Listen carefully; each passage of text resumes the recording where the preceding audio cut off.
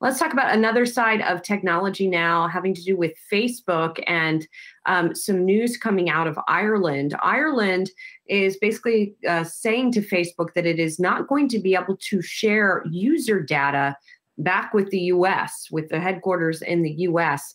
And this could potentially be a precedent for not just Facebook and other EU nations, but also maybe other tech companies. Dan Howley, how significant is this, do you think?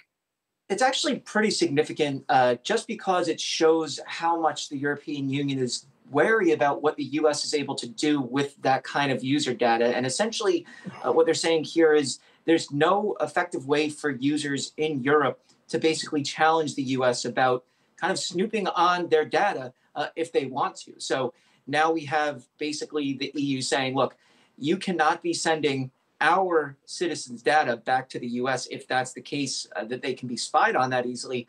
We need some kind of way for them to be able to, petition the US government about their data usage or something along those lines. So now what Facebook is going to have to do, and this could eventually apply to all tech companies, is keep the data within Europe, basically siloing it away from American user data or basically away from the American servers where they were originally going. So it could add a significant expense to Facebook, but it's also just interesting to see how the geopolitics of this kind of adds up alongside these major tech firms and what they're able to do in the vast amounts of data they have access to.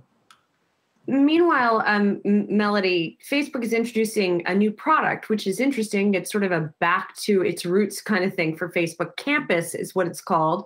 And it's for college students because Facebook isn't cool for college students anymore.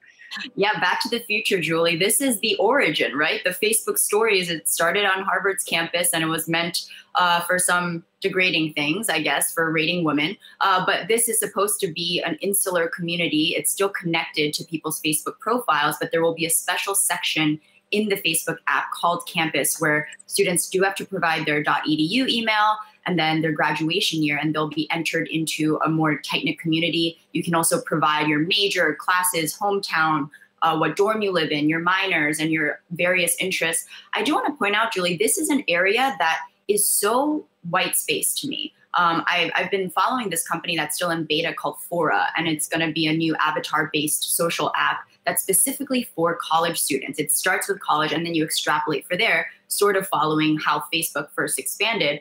Let's remember Yik Yak, which was closed a couple years ago, was specifically meant for college students. College ACB, Juicy Campus, there were all these platforms dedicated to college students who do spend a lot of time online, are typically the first adopters of a technology. So for Facebook to be sort of reinvesting in this strategy, it's sort of long overdue in my mind, because this is where the population seems to thrive and engage the most.